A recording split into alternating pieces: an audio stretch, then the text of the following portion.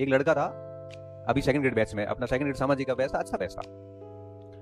अब देखो क्या हुआ कि वो बच्चा कॉलेज में मेरे से पढ़ता था फाइनल ईयर में, और फाइनल ईयर में होने के बाद में उसने बोला सर मेरे पास 2 साल का टाइम है, और 2 साल में अगर कोई जॉब वॉब लगती है तो ठीक है, अन्यथा मुझे पढ़ाई छोड़नी पड़ेगी, क्योंकि पापा की उम्र भी काफ़ी हो गई है। पापा है वो गुजरात में बोरियां उठाते हैं, अब उनसे नहीं हो पा रहा है, अब मुझे काम में हाथ बटाना पड़ेगा, मेरी मजबूरी है अब सर। 2 साल पापा ने कहा है कि तू पढ़ ले, 2 साल का मैं जैसे तैसे करूंगा। उनके पिताजी भी आए, फीस का जब टाइम आया तो उनके पिताजी मेरे से मिल के गए, तो मैंने सारी स्थितियां देखी तो मुझे सच में दया आ गई। मैंने कहा, और वो बच्चा क्या first year second year final year 3 साल कॉलेज में पढ़ा था। अब उसकी बीएड शुरू हुई, बीएड शुरू करी, और बीएड के साथ में 2 साल थे अपना, उसी समय सौभाग्य से हमने सामाजिक का बैच लिया। सामाजिक सब्जेक्ट बन रहा था, मैंने कहा तू आ जा बैच में आ जा। थोड़ा फीस का मैंने देख लिया, और फर्स्ट पेपर तो नहीं कर पाया, लेकिन क्योंकि फर्स्ट पेपर तब हुआ था जब वो फाइनल ईयर में था। सेकंड पेपर उसने पूरे लगभग 12 महीने चला वो बैच, और 12 महीने तक मैंने उसको एक दिन भी एब्सेंट नहीं देखा। पिताजी ने उसको साइकिल दिला दी कि थारे आने जाना थोड़ा टाइम बच जाए। साइकिल लेके आता, साइकिल लेके जाना, और सिंसियरली पढ़ना, और हर 6-7वें दिन मेरे से आके मिल लेता था और खूब पढ़ता गया। सेकंड ग्रेड का पेपर देने जा रहा था, मिले तो हो गया, भावुक बहुत जल्दी हो जाता, 5 मिनट में तो रोने लग जाता, आंसू आ जाते उसकी, क्योंकि उसकी सच में स्थिति खराब थी, और बिल्कुल फ्रेशर लड़का। अब हुआ क्या, हुआ ये कि उसके बीएड का रिजल्ट नहीं आ रहा, और परीक्षा की डेट आ गई 7 सितंबर। हो गया सर, मन में एक डर हमेशा रहता है कि तैयारी तो कर रहा हूँ और बीएड का रिजल्ट नहीं आया तो सर मैं तो पात्र नहीं होगा, फिर आगे कैसे होगा। तो पापा ने भी यही कहा, बेटा कोई बात नहीं, तू ऐसे समझ पात्र नहीं हुआ, 1 साल और पढ़ लेना। मैंने उसको कहा तू टेंशन मत ले, बीएड रिजल्ट तेरी परीक्षा से पहले आ जाएगा, क्योंकि मुझे पता है जनरली निकल जाते रिजल्ट। 5 तारीख को रिजल्ट आ गया, रात को 5 को रिजल्ट आ गया, और 5 को ये लड़का परीक्षा देने के लिए चला गया। जोधपुर सा सेंटर, पता नहीं जयपुर का कहाँ था, निकल गया। और 7 को पेपर हुए, होने के बाद में मैंने की जारी करी। 7 को था एक पेपर, एक शायद 8-9 को था, की में मिला के उसके पेपर बहुत टफ आया था, और टफ पेपर आया तो वो भी थोड़ा डर गया।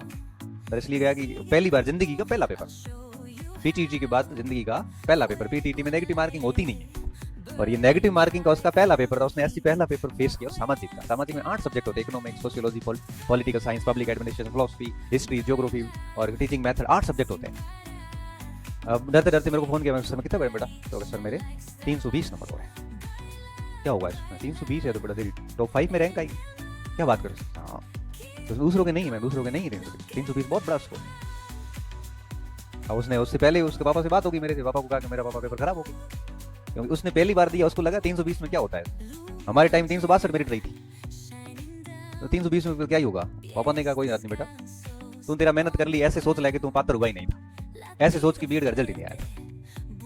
अब फाइनल की आई, फाइनल की में हुए 313 नंबर। अभी तक राजस्थान में मुझे 313 का एक भी लड़का नहीं मिला उसके अलावा, जबकि राजस्थान के अधिकांश बच्चे इकोनॉमिक्स मेरे से पढ़े। मुझे एक भी सिंगल मैसेज नहीं आया जिसमें उस 313 का कोई स्टूडेंट हो। अब मेरे पास कॉलेज मिलने आया कि सर क्या होगा, सिलेक्शन हो जाएगा, मैं हो जाएगा पक्का था, मैं तो हमें फर्स्ट की तैयारी कर, तो सेकंड फिट करो। मैंने वापस उसको लगा दिया था, मैंने कहा तू वापस तैयारी शुरू कर दे, जब तो फाइनल की नहीं आती वापस करता रहे। वापस शुरू हो गया था बेचारा, तो मैं सेकंड छोड़ दे, नहीं वो तो बड़े बात मत कर, थारो सिलेक्शन हो जाए। मैं कह दिया हम फाइनल था। अब बच्चा बड़ा भावुक सा हो गया कि अब यार उम्र 21-22 साल उम्र है, और बीएड अभी भी एमए शुरू ही नहीं करी अभी, और अब आप देखना उस बच्चे की राजस्थान में टॉप 10 में रैंक आएगी, तय बात है।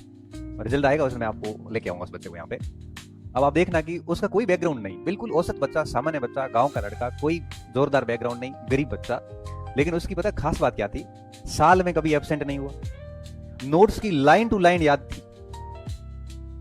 एक प्रश्न आया किलिमंजारो कैसा ज्वालामुखी है, मैंने लिखवाया प्रसुप्त ज्वालामुखी है, किताब क्लास में लिखवाया था।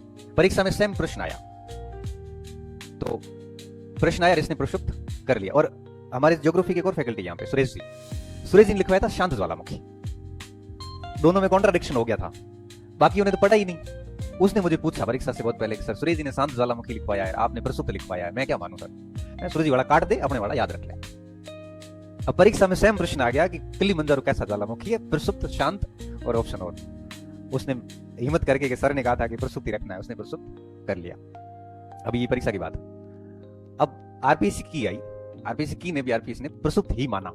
मैं भूल गया ये बात पूरी, ये बात तो मुझे उसने कॉलेज में आके बताई, मैं भूल गया कि ऐसा पूछा गया था, क्योंकि बच्चों के सवाल आते रहते हैं व्हाट्सएप पे, अपन इतना ध्यान थोड़ी रखते हैं। एक बच्चे ने मेरे ऊपर आरोप लगाया कि सर थे शांत लिखाई तो ना, मैं प्रस्तुत मान्य और मैं प्रूफ दियो। मैं तो शांत को लिखाई नहीं, मेरे को याद नहीं मैंने क्या लिखवाया। मैंने कहा बेटा मैंने शांत नहीं लिखवाया। वो रजिस्ट्री फोटो को भी भेजी, फोटो कौन सी सर शांत लिखाई उठा रहे। मैं 2 दिन मैं भी उदास रहा, मैंने कहा मरा दिया छोरा, सवाल गलत करा दी फेंगोड़ी। दूसरे दिन वो बच्चा आया, मैंने कहा यार तय की उसने यही कहानी सुनाई कि सर आपने प्रस्तुत बताया था, मैंने प्रस्तुत कर लिया। मोटी मैं तो शांत लिखाई हूँ। तो नहीं सर आपने प्रस्तुत लिखवाया। तो मैंने कहा तुम घर पे जाके रजिस्टर का फोटो भेज। मेरे को रजिस्टर का फोटो भेजा तो उसमें मैंने प्रस्तुत लिखवाया। तब मैंने उस वापस मैसेज किया, मैं तुम केरी कॉपी लाए हुए। तो सर मैं 2022 के बैच का स्टूडेंट हूँ, वहां पे आपने शांत लिखवाया था और वहां सच में शांत लिखवाया था। मतलब उस बच्चे को लाइन टू लाइन याद थी कि मैंने कहां पे क्या लिखवाया। कोई घर पे दूसरी किताब नहीं, और उन रजिस्टर्स की ऐसी हालत की थी कि सब बढ़िया याद था। हर टेस्ट दिया, बहुत ही सिंसियरली पढ़ाई करी। तो उसका परिणाम ये है कि अब वो बच्चा जो है वो वरिष्ठ अध्यापक बन जाएगा, और अब उसने फर्स्ट ग्रेड की तैयारी इतिहास से शुरू कर दी। अब आगे जब भी एमए होगी, एलिजिबल होगा, तो मुझे भरोसा है कि बन जाएगा, क्योंकि बहुत सिंसियर बच्चा है। इसलिए ये बात मैं क्यों बता रहा हूँ, ये बात इसलिए बता रहा हूँ कि उस बैच में 800 बच्चे और भी थे। वो बैच 800 स्टूडेंट का था। अब आप देखना उनमें से कई बच्चे ऐसे भी थे जिन्होंने 4-4 बार सेकंड ग्रेड दिया है, नहीं हो रहे हैं। लेकिन जिन 4 बच्चों का 300 से अधिक स्कोर मेरे पास आया है, वो चारों बच्चे पहली बार दे रहे थे।